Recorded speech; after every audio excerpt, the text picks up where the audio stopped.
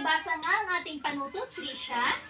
Ayusin ang botones upang maging kaaya-aya kapag isusuot muli ang damit. Nauunawaan ba ang inyong panuto, mga bata? Opo! Opo! Pause mo na.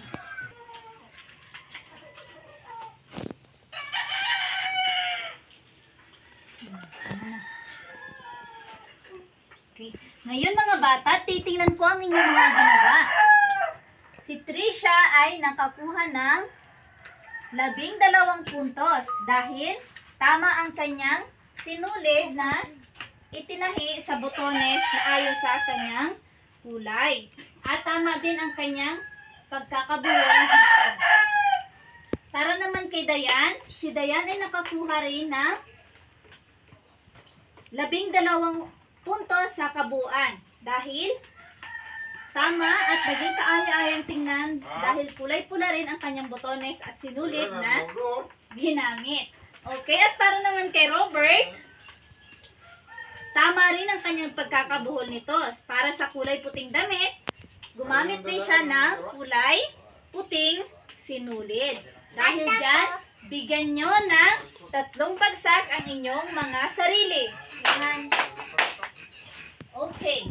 At para naman sa ating susunod na gawain, ito ay pinamagatan ko. Pakibasa nga. Ang aking natutunan. Okay, ang gagawin nyo lamang ay isusulat nyo sa aking hawak-hawak na sticky note kung ano ang inyong natutunan ngayong araw. Ngayon mga bata, narito ang ating bulletin board. Matapos nyo masulat sa ating sticky note, dito nyo ilalagay ang inyong mga sticky note. Diyan nyo ididikit. At bibigyan ko lamang kayo ng 3 minuto para sa inyong gawain. Matapos nyan ay babasahin ko ang bawat isinulat ninyo sa inyong sticky note. Okay? Maaari na kayong magsimula. Dikit mo. Violet na tablet.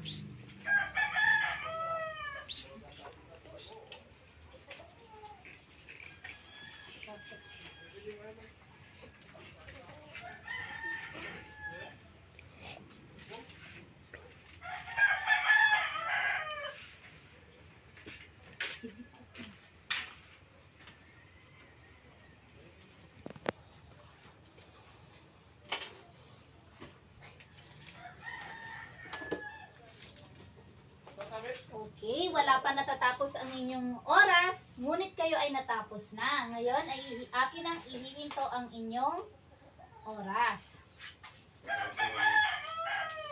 Okay, ang aking unang babasahin ay ang ginawa ni Robert. Ang aking natutunan ay pagtatahi ng uniform at magtahi ng punit ng damit at pagkabit ng mga botones. Napakahusay, Robert.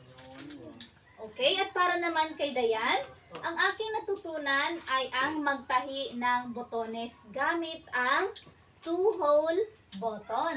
Napakahusay dahil natutunan mo kung paano magtahi ng botones. At para naman kay Trisha, ang aking natutunan ngayon ay ang magtahi ng botones gamit ang siyang button.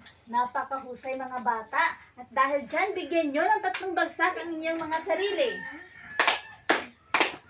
Okay. At para naman sa ating maiksing pagsusulit, ito ay mayroong 2 bahagi. Pakibasa nga ang ating panuto para sa ating unang bahagi.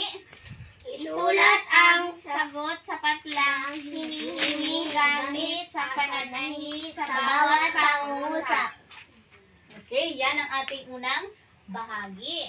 At para naman sa ikalawang bahagi, Isulat ang mga paraan sa pag-ayos ng mga sira sa kasuotan.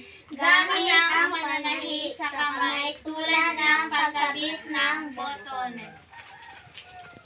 okay, narito ang inyong mga sagutang papel. Okay, maaari na kayong magsimula.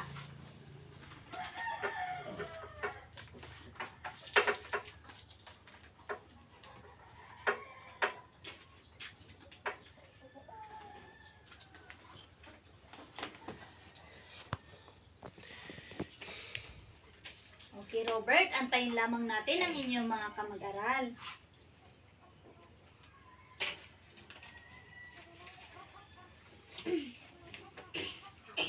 Tapos na ba mga bata? Opo. Okay, si Dayan ay mukhang hindi pa tapos. Antayin lang natin sandali ha.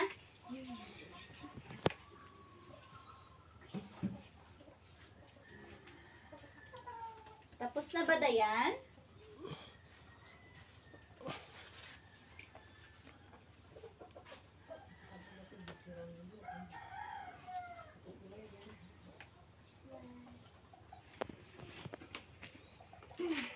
Okay.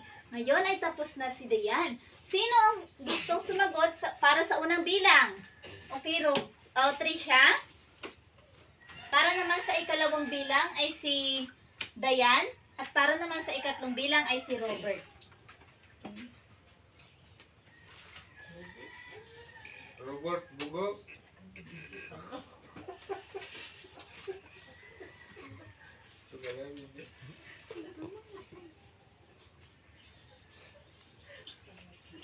Okay? Tumayo ka. Maaari ka nang tumayo, Dayan.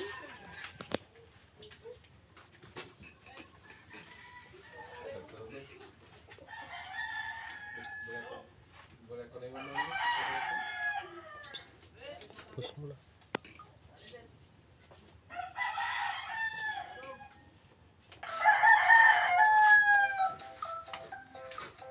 Para naman sa ikalima ay kaapat at ikalimang bilang, Trisha.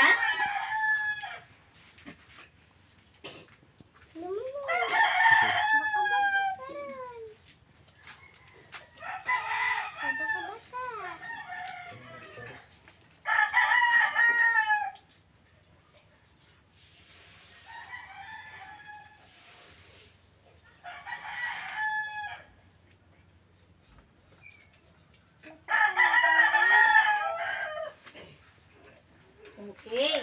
At para naman sa ating ikalawang bahagi, mamaya sa ating pagwawasto ay inyong babasahin ang inyong mga sinagot. Okay, atin muna itong itatabi ha. Bilang, pakibasa nga ito.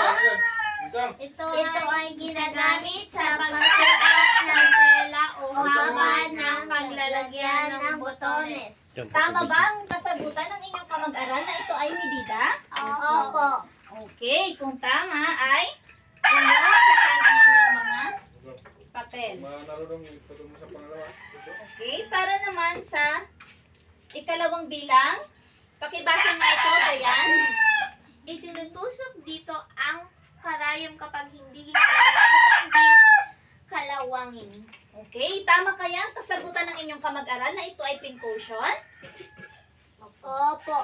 Okay, tama dahil dito itinutusok ang mga ginamit na aspili o karayom sa ating pincushion. At para naman sa ating ikatlong bilang, pakibasa nga ito, Trisha. Ginagamit ito sa pagupit ng tela. Okay, ano yon? Tama kaya ang kasagutan niya? Opo. Okay, ito ay gunting. Para naman sa ikaapat at ikalimang bilang, pakibasa nga ito, Robert. Ito ay Magkasama. ginagamit sa pananahi. Okay, ang sagot ay sinulid at karayom. Tama kaya ang sinagot ng inyong kamag-aral? Opo. Okay, mahusay. At para naman sa ating ikalawang bahagi, Trisha, maaari mo bang basahin ang inyong sagot? Lagyan ng marka ang paglagyan ng botones. Itusok ang karayom sa minarkahan.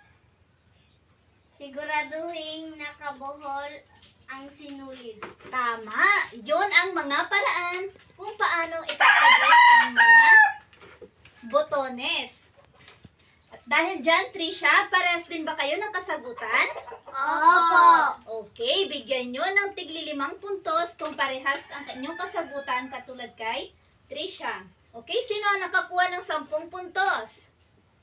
Okay, ipasa ang papel sa harap. Okay, bigyan nyo ng 3 bagsak ang inyong mga sarili. Okay, para naman sa ating takdang aralin, kumuha ng inyong kwaderno at isulat ito. Ngunit bago yan, pakibasa mo ng panuto, Dayan. Buksan ang lalagyan ng inyong mga damit. Tingnan kung may mga damit na natanggal ang botones at palitan ito. Ipakita sa mas nakatatanda kung tama at maayos ang pagkalagay ng botones. Okay. Tumayo ang lahat. Okay, paalam mga bata. Goodbye, teacher! Goodbye, classmates! Goodbye! See you tomorrow!